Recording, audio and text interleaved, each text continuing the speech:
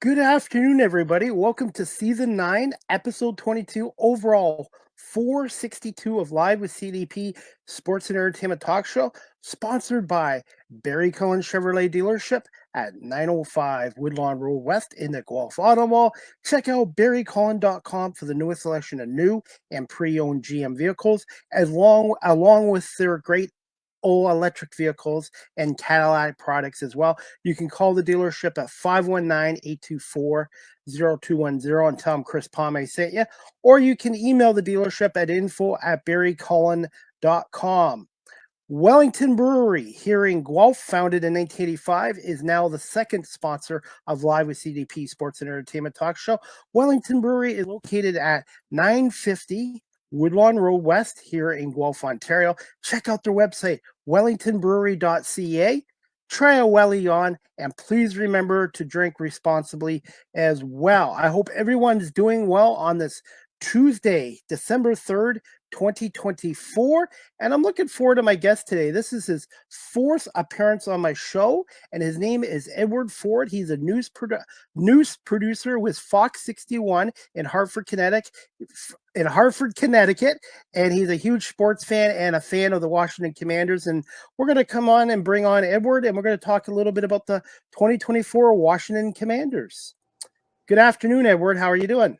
I'm doing good. As you just said, I'm sitting here proud of the Commanders so far at 8-5, and I know we was tweeting back earlier, and today and a few days as well. Last week and over the weekend, even about how the Capitals are surprisingly doing really, really well right now. They're like could be even after tonight the number one team in the East altogether. I mean, them in New Jersey are like fighting nail to nail. So.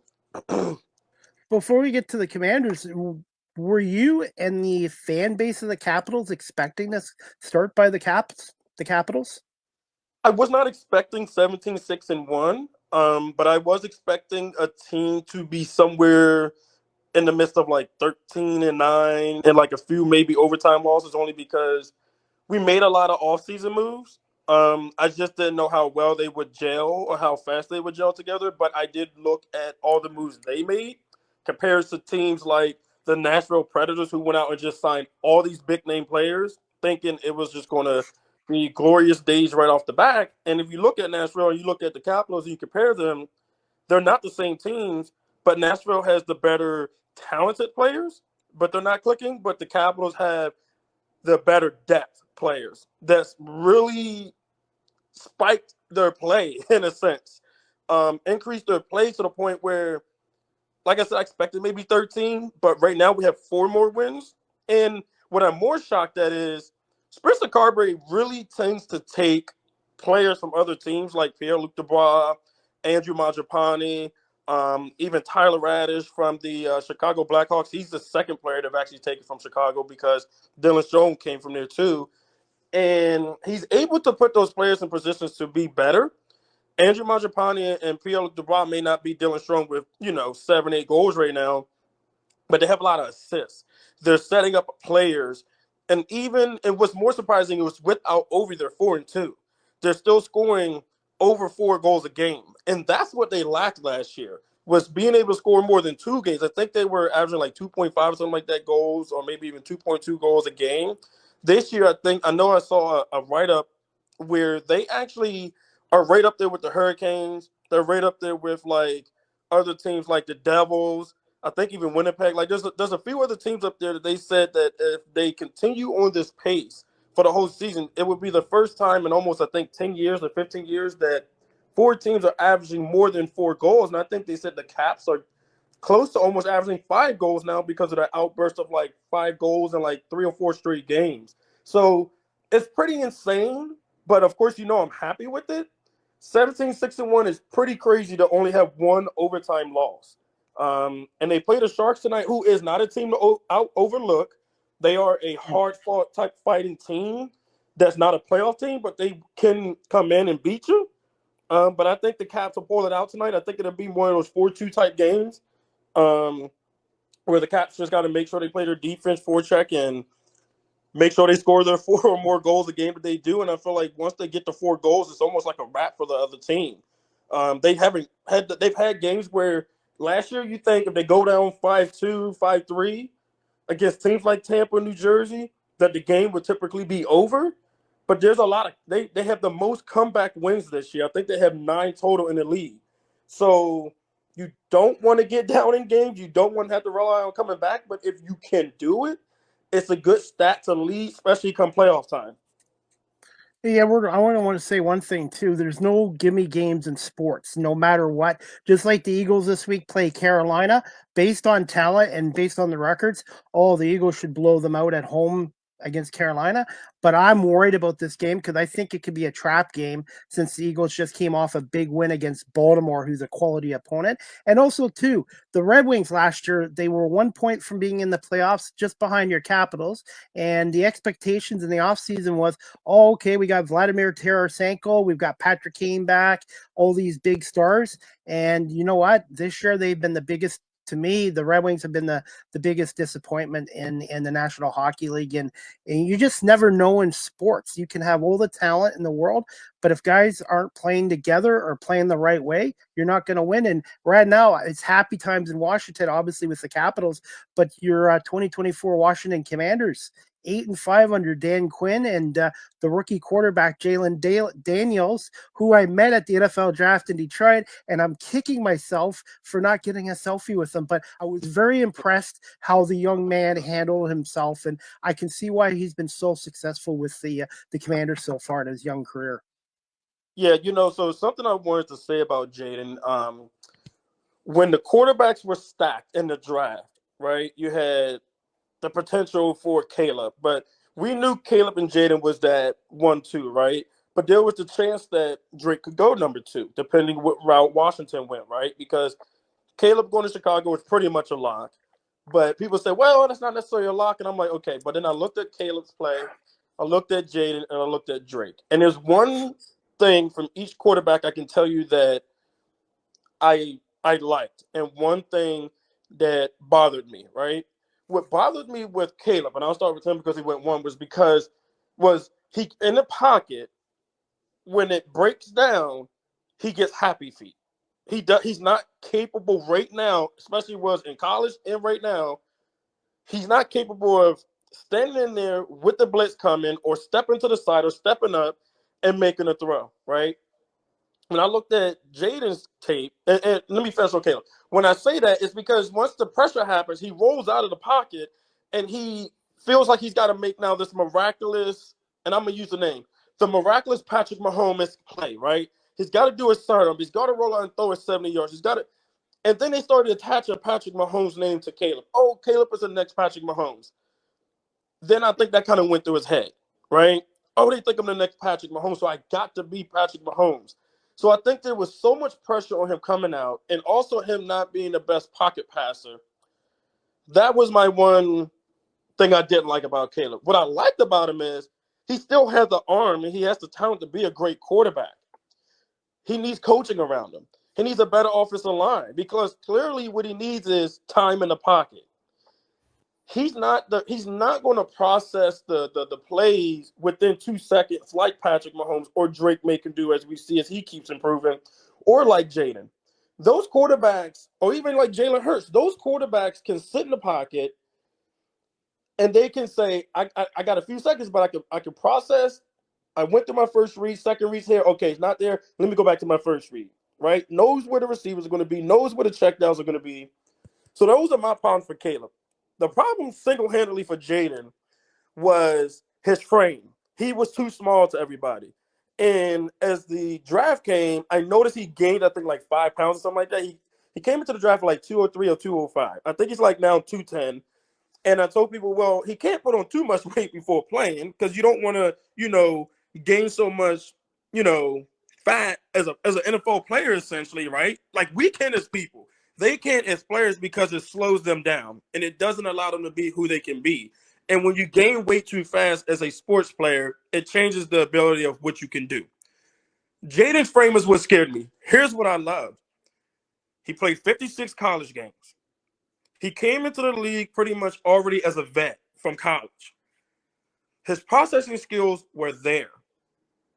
His capability to remain calm. And I think me and you talked about this so much on Twitter that He's just not phased. He's calm, cool, collected, and when things break down in the pocket, he knows he has this special gift. And you know this because Jalen can do it. We talk about this all the time. That's the special two things about Jalen and Jaden. They can, if the pocket breaks down and there's nothing in the pass, then they can hurt you with the legs. And the second they hurt you with the 10-yard, 15-yard run, now the teams feel like they got to bring 7 or 8 in the box. And now you got the capabilities of Terry McLaurin. You got the capabilities of Brian Robinson coming out of the backfield. And then now we're starting to see with Jeremy McNichols and Chris Rodriguez, those guys, and as you always talk about, right? Young depth players on the Commanders are capable of coming in, carrying the rock, coming out of the backfield, making catches, going 10 yards down the field. And the processing from Jaden, for example, you look at the Cincinnati game, right? Monday night. That was when we knew a star was born, right? They're saying that's the star was born night because he processed that field. He made quick throws. If it was just an 8-yard pass, whatever, live for a 2nd and 2. What great quarterbacks do is they take what's given to them and they keep the drive alive. And if it means a 10-minute drive, then heck with it. You win the game 28-10 then. If that means 7 drives, 35 points, you win the game. You know, so his processing skills is so on point that it allows me to sit back as a fan while having excitement to also say, he threw a pick. But the young man is going to come back onto the field like that pick never happened. I mean, again, I'm going to use the prime example. Jalen Hurts can do the same thing, but come back and it makes it look like it never happened. Me and you watched that Thursday night game. The Commanders dominated that game for what it was. There's 60 minutes in football. They dominated about 49 minutes or some seconds of that game. They lost the game in the last 9 and something minutes of that game because what happens is Saquon Barkley, as long as they continue to run and stick with the run, they can wear you down. So the Commanders have the same thing with Brian Robinson there. If they ran I don't know if you saw how many yards, but they ran the ball for like 260 or 270 yards. They had a total of over, I think, 425 yards or 450 yards against the Titans. But when you run the ball for half of the yards that you have for a total of a game, if you're running the ball for 200 and some yards, heck, I wouldn't even just say 2. If you run the ball for 125, 140, you are likely to win that game. You run the ball for 267, you're dominating the game. And it's crazy because they were scoring with Jaden, quick throw, over the top throw, touchdown. I mean, they had 4 or 5 play drives that they were scoring within 3-4 minutes. And I'm like, this is what we need for the rest of the season. If we do that for the rest of the season, and we don't have to score 42 points every game, but if you do that for the rest of the season, you put up 28 points a game, you can win games. You can win games like that. They can go 3-1 down the stretch. They can run the table down the stretch. Because if you look at it, if they learn from that Dallas game, you should be capable of winning that last Dallas game. You look at coming out of the bye week, getting healthy, and that's another thing. I think Jaden's ribs were affecting him a little bit those couple of weeks when they lost. You look at Tennessee, his ribs did not look like they were affecting him at all. He looks like he is back to full health 4 weeks after his rib injury. Now he gets to go and take a 1-week break, let the ribs heal even more, and now he comes back and plays the Saints, who just – and look, you know me, we're the same, Chris. We don't hope on teams having injuries at all because that's just disgusting to say that. I've seen it from fans. It's a disgusting thing to wish on players. I've seen people wish that on Jaden. You shouldn't do that. No, you shouldn't do that with any pro athlete. Even if you're not a fan of that athlete, you don't do that. I totally agree with you there, Edward. And I was going to ask you this too. How important was that win coming off losses against the Eagles and Cowboys and also not having their bye week now? Them and Denver are the last teams to have a bye week. And I wanted to get your thoughts too, Edwards. I know Chris Jones of the Kansas City Chiefs is upset about this, but he goes, we played 3 games in 9 days. Should the NFL look at doing what the CFL does and have a second bye week? What was your first question? I'm sorry. I should remember it. I should have wrote it down.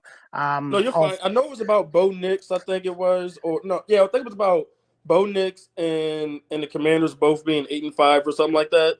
Yeah, how important was this win for the Commanders after Mhm. back-to-back divisional losses and also having that bye week? Them and Denver being the last teams to have bye weeks. And personally, I think the NFL needs to do what the CFL does and have at least two bye weeks. And playing a number of games in a short period, you know this, Edwards. It's hard on these guys. Football is a very violent and dangerous sport. It's like being in a car accident. And to me, the teams, Yeah. I hope each team in the NFL should get two bye weeks, in my opinion. But I just wanted to get your thoughts on how important this win was for this young Commanders team.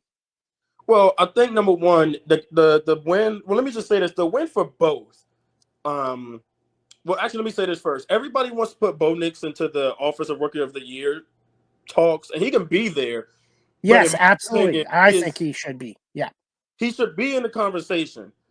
And I'm not saying this because Jaden's on my team, but I think Jaden is just single-handedly taking this league by storm by taking a 4-win team last year and doubling up the wins this year. I think people should have known that Sean Payton can do that with the rookie quarterback because he's done it before.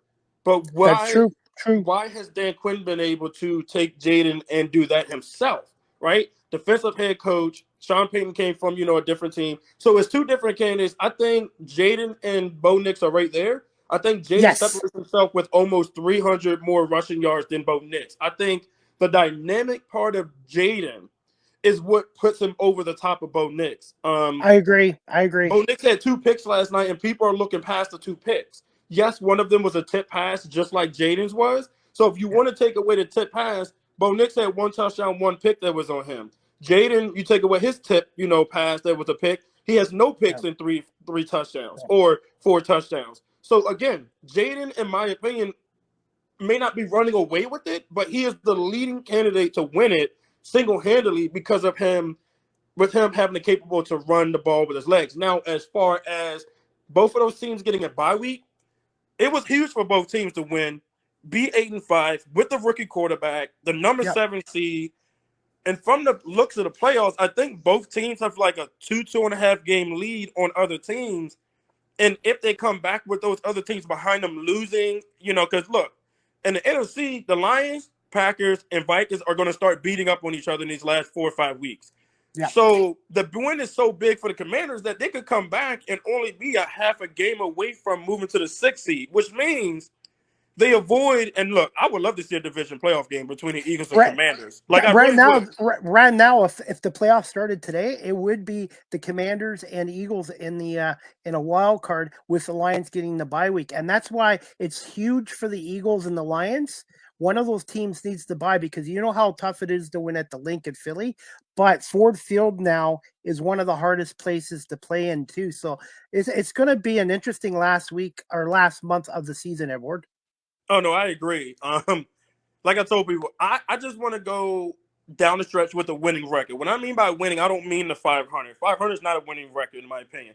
I want to go down the stretch at the worst case scenario 3-1, right? Because when I look at the schedule, the Falcons are starting to fall apart with Kirk Cousins. Um, Absolutely. When does and Mike? if they When lose a does? game, if Yeah. they lose a game, Yeah. and that means probably the Bucks take that spot. If the Falcons fall out, you know, then that kind of helps us not have to worry about the Bucks, who has the tiebreaker against us because that first game. Um, I do think the league should go to 2 bye weeks. Here's why I'm gonna say this real quick. There's talks about adding another game and trying to make this Yes. a 19 or 20 week league.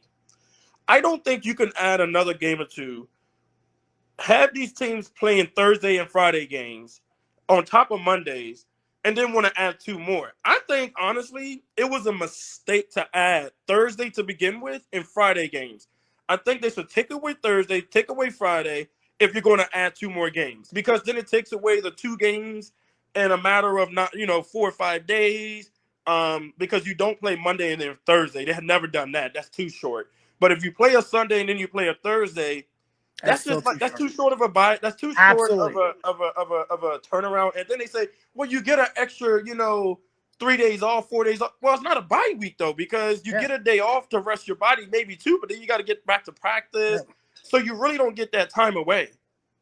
You saw this happen in the CFL this year. Here in Canada, you had teams playing 3 games in 9 days or 2 games in 5 days, and the amount of injuries. So to me, I really think they go to 18 games. Edward, I know we don't always agree on things. I totally agree with you there. And also too, I think the NFL is saturating their product. There's no reason why to keep the Yep. Sunday night game, keep your Sunday night games, your Monday night games, and save the Thursday for Thanksgiving to make Thursday more special.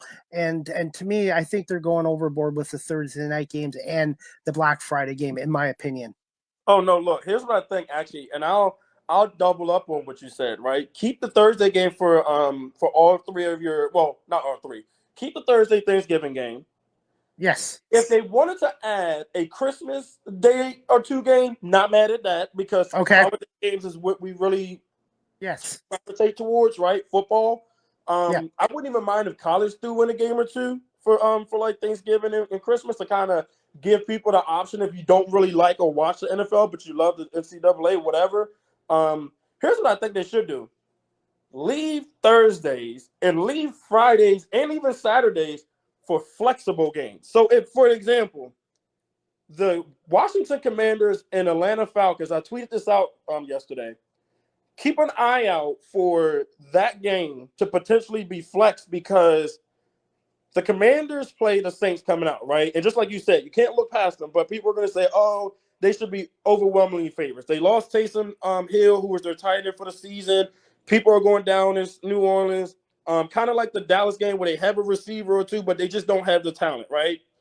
Okay, but let's say they do go beat the Saints and they go 9-5. Let's say Eagles come here, win or lose, whatever happens. But then you go to Atlanta.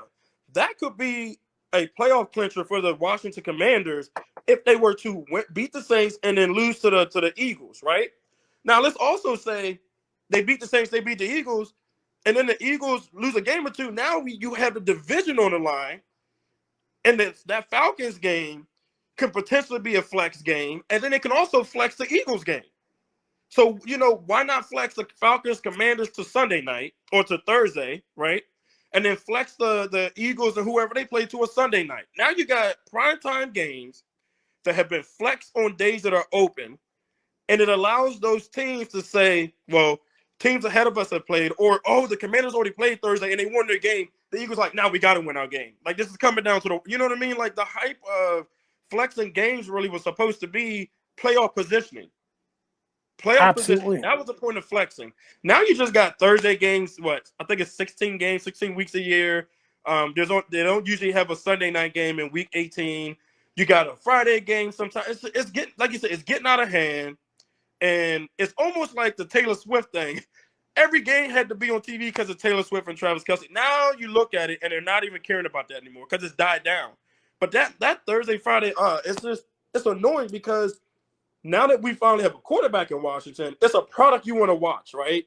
So that Eagles Commanders game was perfect for a Thursday night game. I mean, the way it went, the way it flipped, Commanders leading, then they lost. That's what you want for primetime under the light games. Not, I think there's a game coming up where you got like the Browns and somebody else or two bad teams. Who wants to watch two teams with less than 4 wins battle it out on Thursday night? Hey, I got to ask you this too about the Atlanta Falcons, who are coming up for you guys in a couple weeks. You know what you're getting with Kirk Cousins. The Falcons are not going to make the playoffs this year. When's it time for Michael Penix Jr. to come in? Should he be in now, or should they wait until next year? As far as I'm concerned, I want to see him play now. So I'm gonna give you the organizational answer, and I'm gonna give you my answer. Okay. Because that's how it goes. Me and you, Chris, we have our opinions, and we're going to say Yep. what we think needs to happen. If we were the GM Yep. or owner, what's going to happen. But then you have what the teams did, right? So when Kirk left Minnesota, he had that injury. I told people this was the biggest mistake the Falcons could have did. They gave Kirk Cousins, I think it was, what was it, 3-4 years, $180 million or something like that.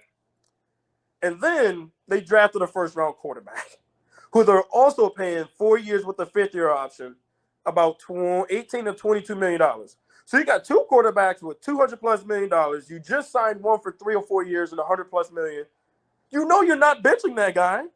Not the $100 million. I mean, look what just happened to the Giants, right? The Giants just did the same thing with not Saquon, with Daniel Jones. So now you have to pay Kirk all this money. So in their head, they're like, we paid Kirk, but we're not going to throw the rookie out there. We're not going to bench a $100 million quarterback, right? Me? You should have never signed Kirk to that contract. You know what you're going to get from Kirk Cousins. What he was doing in Minnesota, he was doing in Minnesota because he had Justin Jefferson and at one point Adam Thielen and James Cook. And I'm shocked that the Falcons aren't better. How can you not be better with Bijan Robinson back there? How can you not be better with your tight end that you have there? How is it that Kirk Cousins is not better, right? So I will, if it was me, I might give Kirk one more game, see what he does. If you fall to 6-7, it might be time to start Michael Penix because it might be a lost year at that point. Because if the Bucs win and you lose this upcoming week, you're flipping spots. You're flipping spots. That Bucs win in overtime was so huge for them that if they win this week and the Falcons lose, they're number 4 seed. Yeah, and Edward, speaking of the Falcons too, I'm not making excuses, but the Eagles week 2 were up on the Falcons for the whole game, and at the end of the game, Barkley dropped a touchdown pass. It happens to all the great players. The Eagles defense crapped the bed. This was week 2, so this is before they started getting good. They crapped the bed and let the Falcons win that game on a last-minute touchdown by Cousins, 22-21. If the Eagles end up not getting the number 1 seed and having to go to, let's say, Detroit for the NFC Championship game, that loss to Atlanta is pretty well why that happened, because that was a game they should have won, but they weren't playing as good back then. And that's the thing, is you can't let up against any team in pro sports, especially pro football. And also, Edward, I wanted to get your thoughts before you leave on Michigan, Ohio State. I'm not sure you're a fan of either team, but I'm Michigan not a was fan of either team. Michigan was 23.5-point favorites. I'm a Michigan fan. I didn't give them a shot in hell, and they did it. They pulled off a 13-10 win over Ohio State. I just wanted to get your quick thoughts on that upset. I think that Michigan-Ohio State thing goes back to last year when Michigan beat them, I think, in the playoffs, if I'm not mistaken, or even if it was a regular season. But I think they beat them in the playoffs to get past, to get to the national title game. For some reason, since last year, it seems like Michigan kind of has Ohio State's number now. This is 2 years in a row where they've either beat them 4 years. I'm sorry, 4 years Yeah, in a row 4 years. where they've either beat them in the regular season or, like last year, beat them in the postseason playoffs and got to the national title game. My problem, I'm going to tell you this right now. Teams like Georgia, Ohio State, what bothers me with them is they've had a lot of bad losses this year. They've had way too many close wins, right? You know, I'm big on, I don't like having close wins. I'll take them, but I don't like them because it shows your weakness. But yet, they're talking about Georgia and Ohio State as if they're supposed to be these high-ranked teams still. I think Ohio State needs to fall down several spots. That loss to Michigan, the way that they lost, and they huge. were supposed to be overwhelmingly favorites, I think, by like 20 points, something like that. 23.5 points. Right, and you don't even get more than a touchdown. That was disappointing. Like, you want to talk about crap in the bed? Yeah. That's what they did. And Michigan's defensive coordinator is Wink Martindale, who used to be the Ravens defensive coordinator and Giants. Does he get an NFL job from this performance that he did with Michigan? You see him back in the NFL? I'm trying to think about who's looking for a defensive coordinator, because quite honestly, we know our teams aren't. Commanders aren't. Joe Witt Jr. and Dan Quinn are really got that defense playing really well this year. The Eagles definitely aren't. They're number 1 in the league. Even after Tennessee got boat raced by the Commanders, they're not. They're still a top, 2 top 5 defense, even with a very bad offense. I mean, he can get another job, maybe not this year. The Jets. The Jets job is probably the one he can get. Rex Ryan. I hear rumors Rex Ryan wants to be the Jets head coach again. Oh, yeah. I mean, look, if Rex Ryan gets that job, Wink Martindale can come back. I think the Jets are broken. I don't understand how that ownership allowed Aaron Rodgers to come in and become the owner, in a sense, and general manager, and run not only his head coach, in my opinion, out of that building, but then wanted Devontae Adams, and they still stink. Yeah. They blew a lead against the Seattle Seahawks. Blew a lead. It's insane. Edward, I got to put you on the spot here. Which division's the weakest? The AFC East, obviously Buffalo's good. The AFC East minus Buffalo, or the NFC West? Ooh. Uh, Because what's you the? know, but I even want to. Can we even add in the NFC South? I mean, because I with guess all those 6-6 teams, I guess you somebody's could going to say finish that. under 500. That's true. That's true. Um, Which conference right now would you say is a little bit stronger in your opinion, Edward? I truly AFC think or the that I NFC? think the NFC. I think the NFC, and I'm gonna say this because you got a team. Oh, so pretty much you got Lions, Eagles, double digit wins, right? Vikings too. Both teams are frankly going to get to 12 or 13. The Commanders have a potential to get to 11. I agree with Um, you. I the agree. 10 Vikings or have 11. 10 already, so if they could pull out another win. I mean, look at how many double digit 12 or plus win teams or 11 plus win teams you can have. The Commanders got to run the table to get to 12, but let's say they do. I mean, the Eagles still at that point would get to 12 or 13. Yep. It's crazy how good, and I want to say this because I do have an extra minute or two. Um, it's crazy how the Commanders are 8-5, but they're the 7th seed. Like, that's how good the NFC is. But the problem is you have bad teams in bad divisions, like the Falcons, like the Bucks, like the Cardinals, right? That can still get in with those, like the Seahawks, they can still get in at least like 9-8, 8-9. That's why it's like when you look around, I still think the NFC is the strongest. Look at the defenses that are good. The Chiefs aren't that good of an offensive team, right? Not But this they year. still Not got this Patrick year. Mahomes. They still got essentially the new GOAT. So until somebody knocks him out, but the problem There's is they still got a defense, their right? So defenses.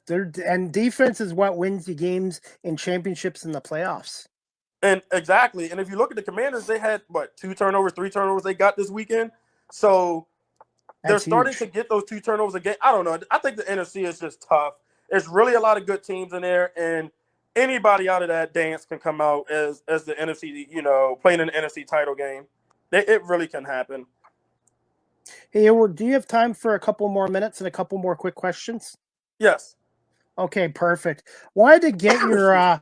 overall assessment of GM Adam Peters, the owner Josh Harris, and Dan Quinn. And what areas of this Commanders team would you like to see improve upon going forward this year into 2020-25 season? So my overall assessment of Adam Peters, I'm not shocked at how good he's done. You look at his resume. I think he was part of the Patriots organization in some capacity. Can't remember if it was like scouting or something, but he had a role with the Patriots for several years. He moved on. I can't remember the other team after that. It might have been San Francisco in a different role, which I know it was. Then he became the assistant general manager. He comes from organizations that know how to build. Um, he came in here and made a statement and said that they're going to look at the roster, they're going to assess it, and they're going to do the necessary moves they needed. I was shocked at how good the roster is right now in 1 year because I believe there's like thing out there that 80% of the roster is different. When you turn over more than half the roster, the expectation is not to be great or good at all because you don't know how it's going to mesh and play together. I think what him and Dan Quinn were able to do was go out there and get players that are vets. But so they went to the draft. They had 9 picks, but they supplemented through, and this is the term they use, supplement through free agency. So they got vets that are good, like a Bobby Wagner at linebacker, and you know this guy, like a Zach Ertz, to kind Oh, of yes. help Ben Sinnott, who may not be getting a bunch of targets, but Ben Sinnott's an awesome blocker, right? So he Ben Sinnott is what I call the cream of the crop. He ain't there yet, but when Zach Ertz eventually, whether he signs another 1 year deal or walks, he can come out and shine because he's been behind Zach Ertz and he's teaching him. So they went and got vets to help these young rookies. But then you look at Frankie Louvu and Jimmy Chen, both came from Carolina, and they're meshing well together, but they really never got that opportunity, right? Because Carolina's been so bad for so long. They're not a good team. They really didn't get on the field until players got traded or players got hurt. And then for Josh Harris, and actually for Dan Quinn, he's really, and I don't know people really say we over talk about this as sports fans. Dan Quinn really is instilling a culture into this team that play for one, play for all. Let's go win together, go back to practice and do it again. And I think that's the reason why Adam Peters and Dan Quinn and even Cliff, they're all reasons why this team is gelling. And then if you look at what Adam Peters and he allowed Dan Quinn to assemble a coaching staff, right, that has experience as head coaches. I don't know if you noticed that, Chris. Like if you look at it, they have Anthony Lynn, Cliff Kingsbury. I think his name is Ben Johnson, came from Philly, or maybe it's Brandon Johnson. But I know he did. We have we have you guys as former offensive coordinator. My point is, you look at those OCs or those coordinators. Everybody has been a head coach somewhere in this league, and they've been successful, right? But then they came in and they took a lower role and said, like Johnson, your former OC, he's our assistant head coach. Anthony Lynn, former running backs coach, former head coach, I think, with the Chargers or somebody, then got fired, came back here. He's the running backs coach. Cliff Kingsbury, former head coach for the Arizona Cardinals, went to, I think, USC or somebody and was like some offensive either coordinator or play calling coach or whatever. But everybody, in a sense, that has a title was a head coach of some sort in the NFL. So Dan Quinn assembled a coaching staff that, with there being now talks of Cliff leaving potentially next year, that he could just plug somebody in to be the next offensive coordinator. It's not like they have to go get some unproven or proven guy from another team. For Josh Harris, he saved this organization. He saved this fan base. He's bringing the fan base back. Just yesterday, they was at a committee meeting on Capitol Hill.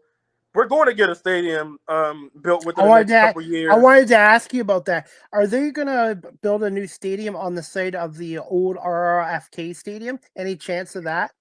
I think there's a chance of that. They want to bring the old logo back. I keep telling people I don't think that's going to happen.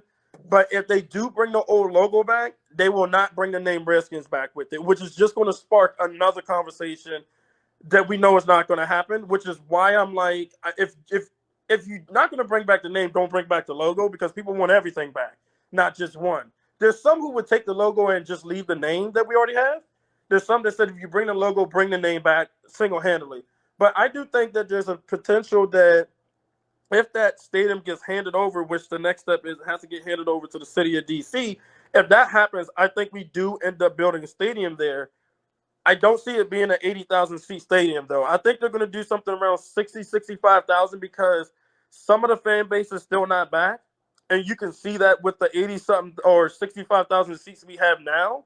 So I think they're going to build something around 60, 65,000. And I think it'll end up being a dome because they're going to want the Super Bowl to come to DC at some point. And if it's an outside stadium, you're not going to get it because they don't want to play in these players. I mean, you heard it from the Titans player this past weekend. You heard it from the Steelers player. They're complaining about the cold. So these players, these young guys do not want to play in the cold. So they're not going to bring the Super Bowl there. I'm still old school. I love it, but I agree with you. The Super Bowl is a corporate event, and they want it in the best possible conditions. New York only got it from a fluke, as far as I'm concerned. And look at Buffalo; they're building a new stadium, $2.1 billion stadium, and it's going to be open air, which means they're still going to have the same snow and the weather conditions. And I agree, probably maybe a retractable roof stadium in Washington would be feasible too. Oh yeah, and I forgot to answer your other question actually on Josh Harris, Dan Quinn, and them. Okay. What I would like to see this team do is actually same thing. Just do the same thing. Find quality players in the draft that can plug holes and play right away, and do the same thing in free agency. I want us to go get another receiver to pair it with Terry, another big body receiver there. I want us to go get, and I'll say this: go get another running back. Go get another tight end. And then again, and this is going to sound crazy, I love the trade for Marshawn Lattimore. The Commanders fans are pissed he hasn't played. I'm like, when we traded for him, there was reasons why we gave lower round picks up, right? Because he was coming with the baggage of already hurt. They knew when they did the workup of him in the background that he was going to be out several weeks. So they traded for him knowing he was already going to miss about 2 to 3, maybe 4 weeks. They knew they had the bye week coming up, and they know that they had a winning record, right? So with this win and him potentially being back to play his old team, imagine if Marshawn Lattimore actually helps us win these big game division games we need to win, right? And at the same time, I think they were looking like we need him for down the stretch in the playoffs, not right now. So we have to play this safe. If he comes back and he ends up, let's say, getting 2 picks in the last 4 games, or he has 2 picks in a fumble recovery, or 2 picks in punch or pass breakups, and holds teams, best receiver or second best receivers to like 10 yards, 15 yards, and picks off a pass. I'm happy with not playing him early and making sure he was healthy because our rookie Mike Sanders is actually pretty damn good. I think you would agree he played a damn good game against A.J. Brown and Devontae Smith. The fact that A.J. Brown did not go off against him and Devontae Smith didn't, like, that guy is not as tall as both receivers, and he held his ground that night. So I That's would good. just like to see get another cornerback, and then I think if we improve on those 3 or 4 spots I mentioned, I think the heavyweights of Eagles and Commanders are going to be a For the fun next battle for years for to the come. next yeah, absolutely. I agree with you, Edward. Even though we're fans of our own team, I totally agree with you. And this talk about Dallas, they've won 2 in a row, and Dallas is on the move.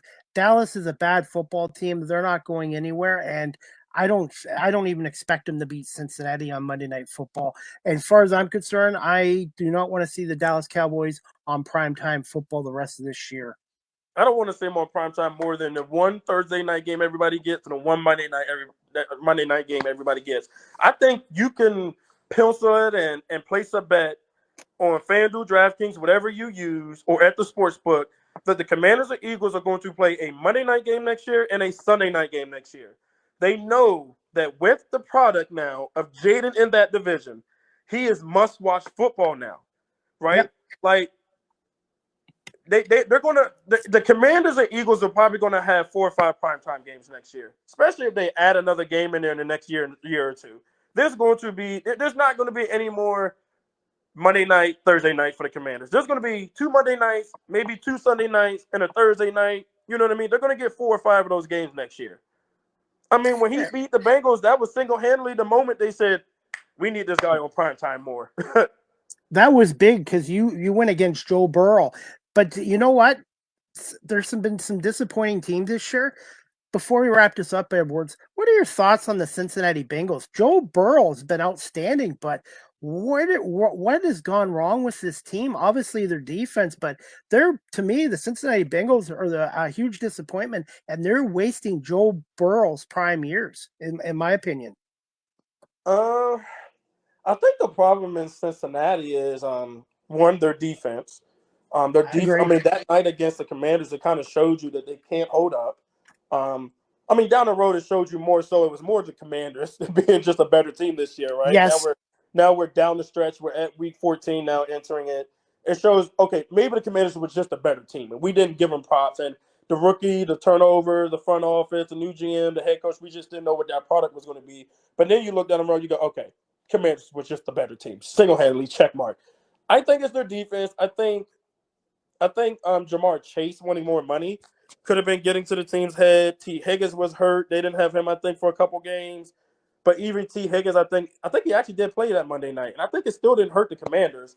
Um, Something about that team, you know what it is? Slow starts. They had another slow start, and the slow starts they've had the last 2 or 3 years, they've been able to overcome, get into the playoffs, and still be a dangerous team to play this year. And I heard a radio guy from Cincinnati. He came on. He talked about the Bengals, and he said that he said the Bengals were going to win, but that if they have another slow start like this, you can't keep it up. And if you go 0-3, it's going to hurt you. And that's what happened. They lost to the Commanders, and he was so right.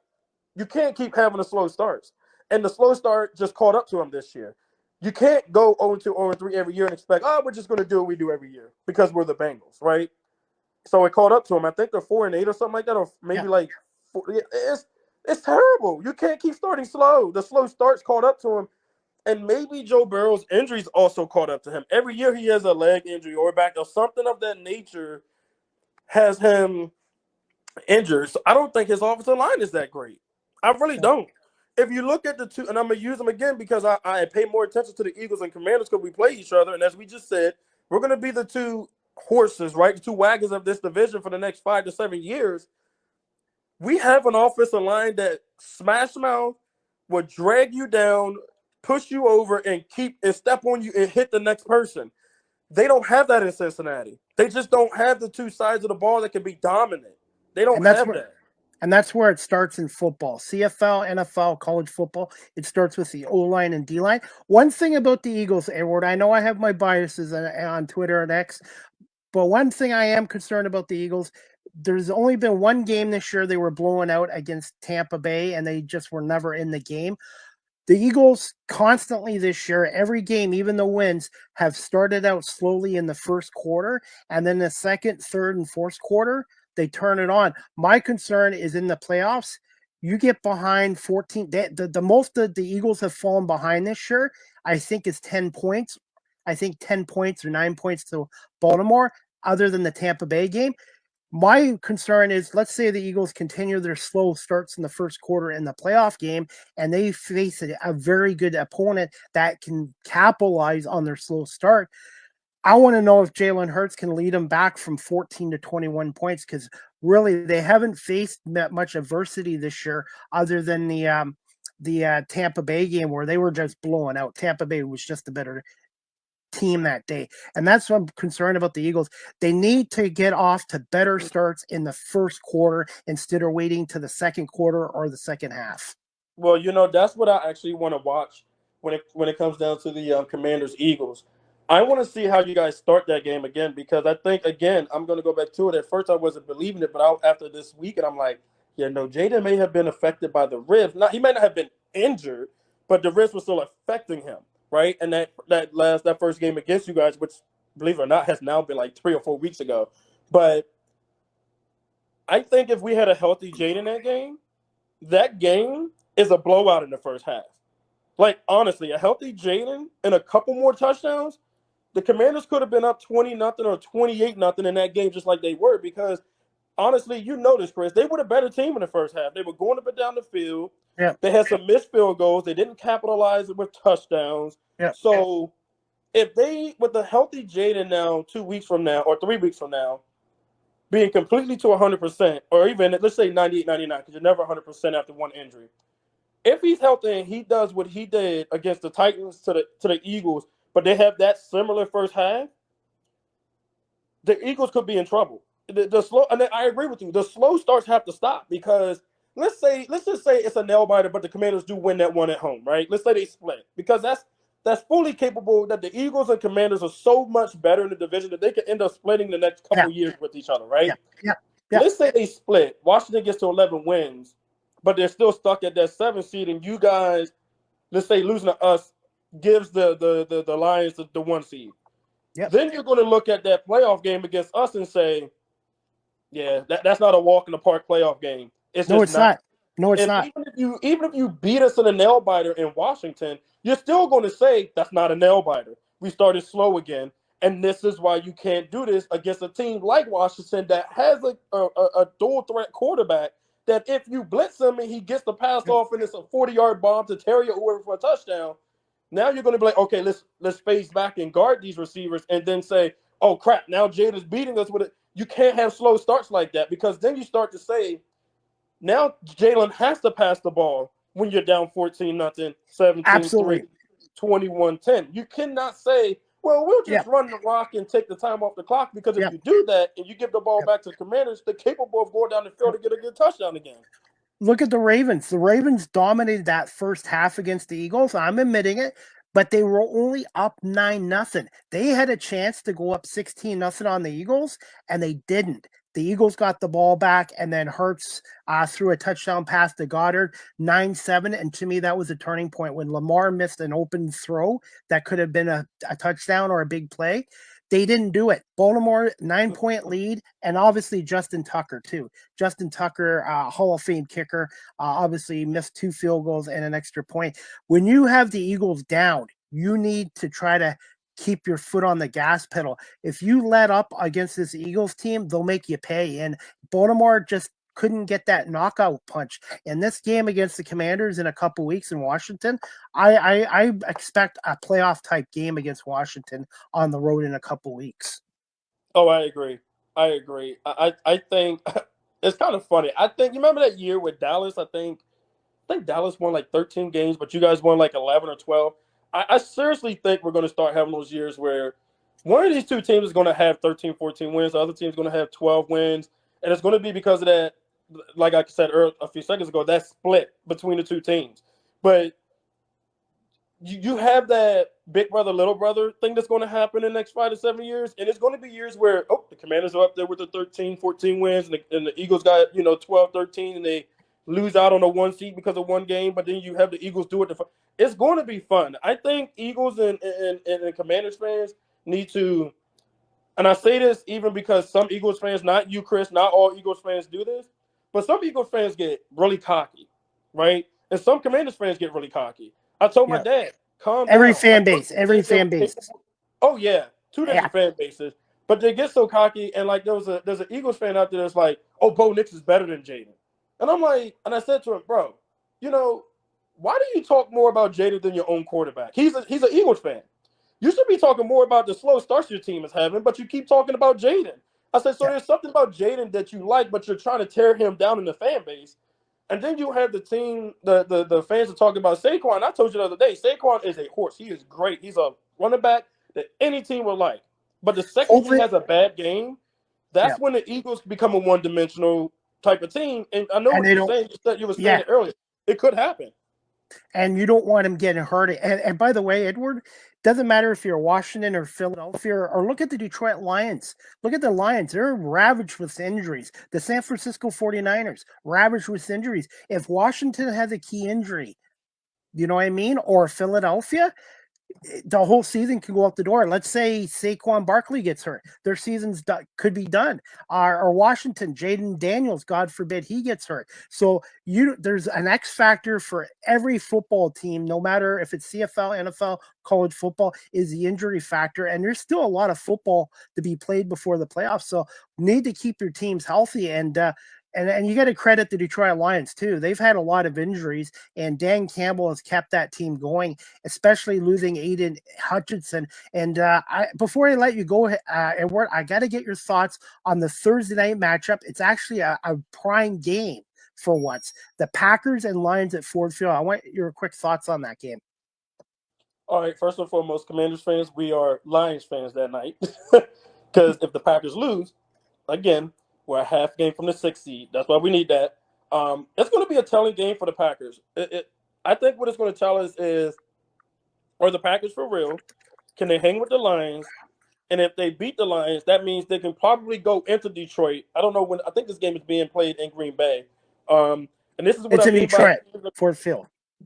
Ford Field. Okay. So if Green Bay goes to Ford Field and wins that game, it tells you a lot that they're beatable at Ford Field. But at the minimum, Green Bay.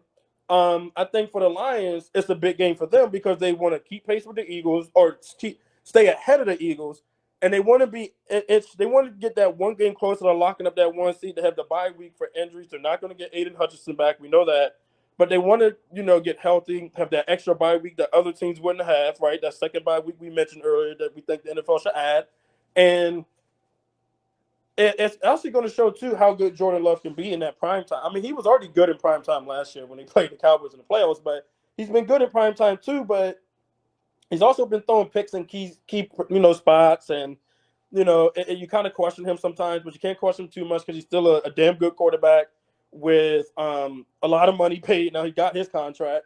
It's going to be a great game to watch because whoever comes out with that win, they almost guaranteed to not right away, but you're almost guaranteed to keep that seed and probably almost lock yourself in there because then that would put the Packers at 10-3 and make it hard for the Commanders to almost move up. But if the Lions beat them, it gets this much easier for the Commanders to get out of that 7 seed, which again, like I said, I would love to see a divisional game, but it will help them avoid the Lions or Eagles in the first round, and they would then get somebody like the Falcons or Bucks or even Arizona, depending if Arizona got back into that spot, or even Seattle, which I think all 4 of those teams are definitely beatable, and they don't scare me as a wild card team to play. Like I would not mind going on the road to any of those teams because like we said, we don't like injuries, but the Tampa doesn't have Chris Godwin, so now they're just down to Mike Evans. We're going to have Marshawn Lattimore and Mikey Sanders throw back there, so I'm not worried about that. We'll be healthy going in, hopefully, like you said, barring, God forbid, any injuries because of our bye week being late in the season, so that kind of helps us get people back. So, again, a Packers loss and a Commanders win coming back in out of the bye week would almost solidify the Commanders inching that much closer or getting that 6th seed. Heck, the Commanders could even still get I think the 5th seed, but you would need the Vikings to lose like the next 2 to even get that inch that closer, which could happen because the Vikings, Packers, and Lions still have to beat up on each other.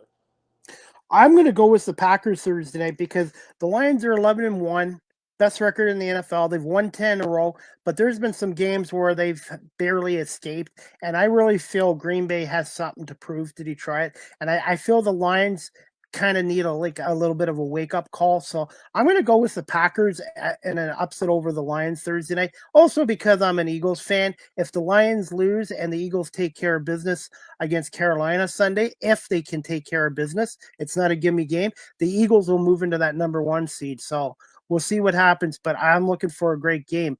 Hey, Edward, before we wrap this up, where can my audience follow you on social media and the best way of contacting you?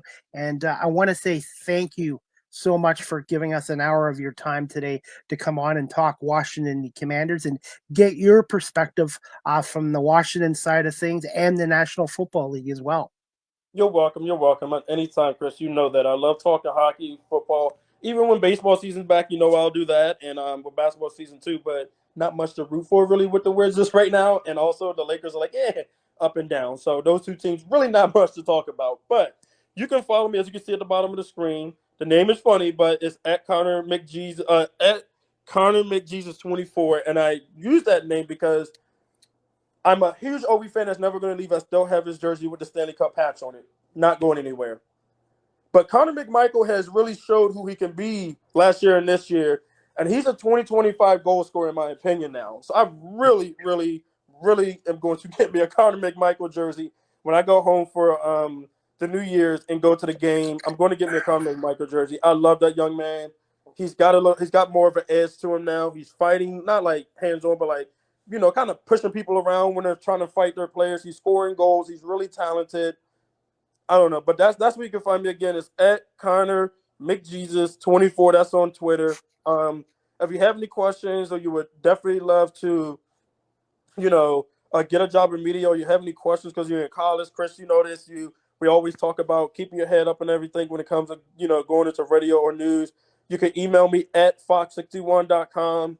We can always set up a time to talk. You can even reach me on LinkedIn by searching Edward Ford. You can reach me there by a message, and we can also, do a Zoom or whatever and talk there. I'm always willing to help people. So thank you.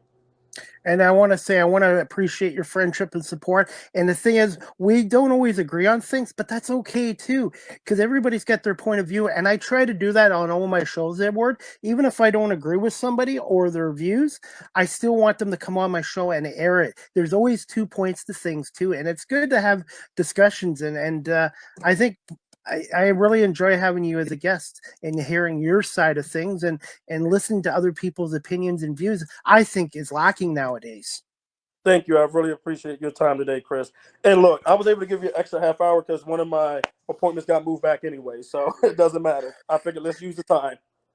Thank you so much, Edward. And give me a little bit of time this afternoon, and I'll send you the video and the audio copy, and I'll do some reels as well. But I want to say continued success in your career as a news producer with Fox 61 in Hartford, Connecticut. I'm hoping to get up there one day. And I look forward to that matchup between the Eagles and Commanders in a couple weeks. And we'll definitely talk about that as well. And you have an open invite to come back on my show for a 5th time in the future as well.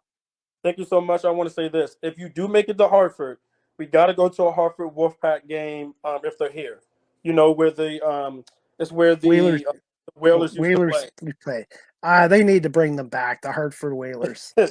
They tried, but the Arizona Coyotes almost not almost they tried to bring them out here, but it just wasn't going to happen. There's too many hockey teams in the surrounding part of the Northeast with the Devils, the Rangers, the Islanders, the Flyers, the Boston Bruins took some of the Whalers fans with them. You even have the Sabres, and then you can even bring in the Penguins, who aren't so good right now, but it's still part of that Northeast. So Yep. just too many teams. Absolutely. All right. Well, Edward, thank you so much for coming on here and talking Washington Commanders. And You're welcome. we'll talk to you on social media soon. Have a great afternoon, Edward. You too. Thank you, and stay safe and stay warm. You too. Thank you so much. All right. All right, guys, that concludes season 9, episode 22, overall 462 of Live with CDP Sports and Entertainment Talk Show, brought to you by Barry Cullen Chevrolet and Wellington Brewery. That was Edward Ford, a news producer from Fox 61 in Hartford, Connecticut, giving us his side from the Washington Commanders' point of views as well. Before we wrap up this show, guys, the next Live with CDP Sports and Entertainment Talk Show, again sponsored by BarryCollin.com and WellingtonBrewery.ca, is going to be tomorrow, Wednesday, December 4th at 6 p.m. Eastern with my special guest, Heather Melody Davis. She is a stand-up comedian, actress, singer from Shelbyville, Tennessee. So tomorrow night, Wednesday, December 4th, 6 p.m. with Heather Melody Davis as well as my guest. And then Thursday night, I have Bob Soshi, the radio play-by-play voice of the New England Patriots on 98.5, the Sports Hub coming on Thursday night. And Bob's going to come on and talk about the 2024 New England Patriots, break down their game and loss to the Colts where they lost 25-24. Joey Slide missed a 68-yard field goal kick. If it was 67 or 66, it would have been good. And Bob Soshi is going to come on and talk to us about rookie quarterback Drake May as well. All right, guys, and you can also check me out on Cameo, cameo.com/ChrisDPomay.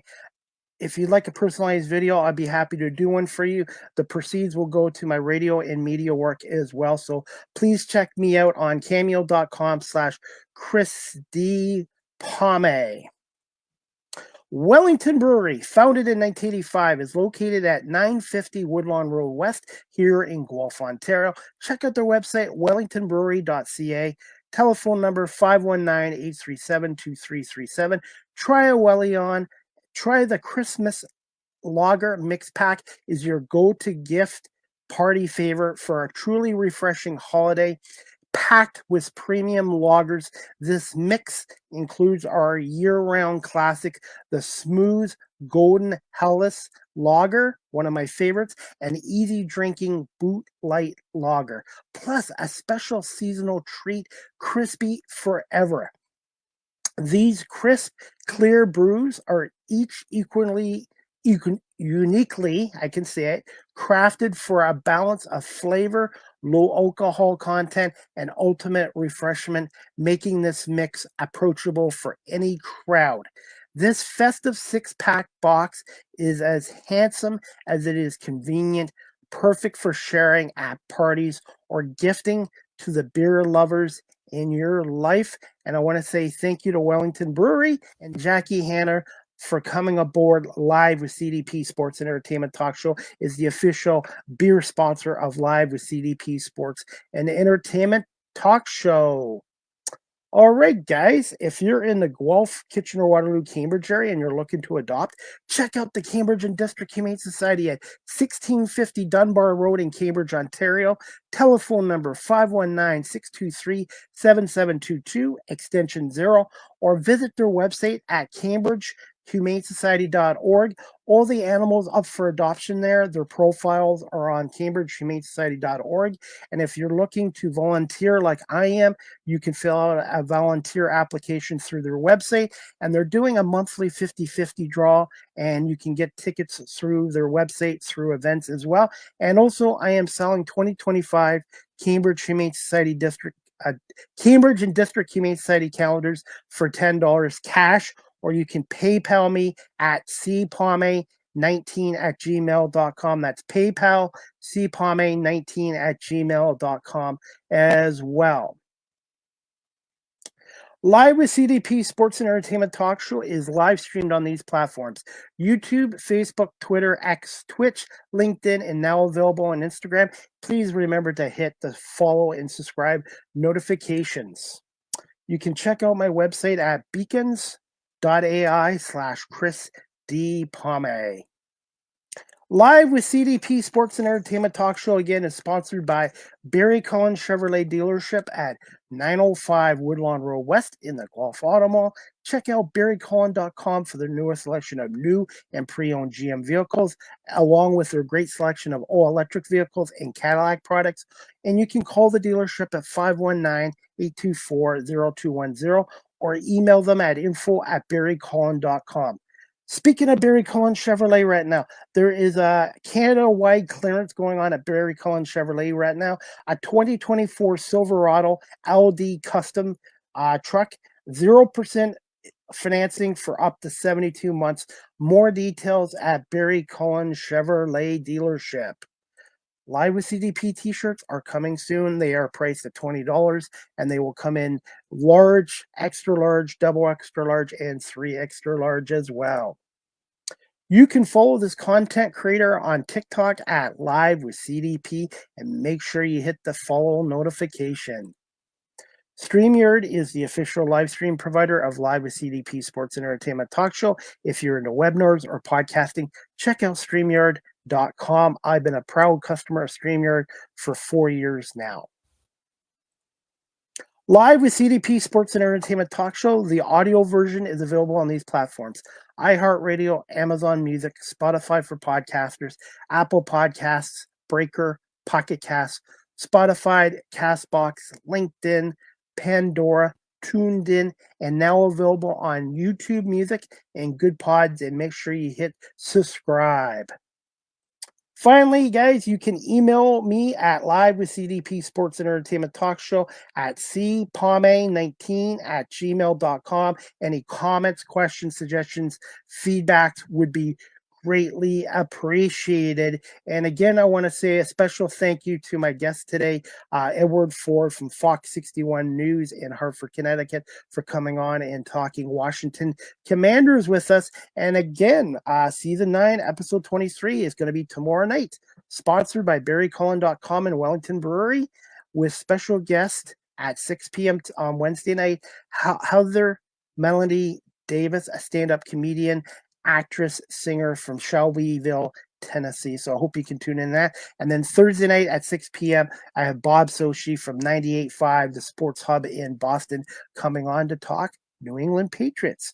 Again, thank you to Edward Ford for coming on, and thank you to everyone watching this live streamed and my audio platforms. And I'm hoping to get on to another radio station and network very soon with my shows as well.